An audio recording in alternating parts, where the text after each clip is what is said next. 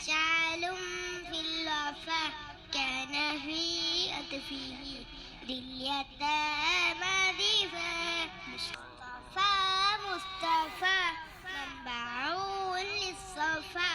سيد الأنبياء مشعل في الوفا كان في أطفه لليتامى ضيفا مصطفى منبع للصفا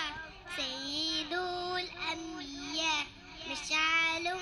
في الوفا كان في أطفه لليتامى ضيفا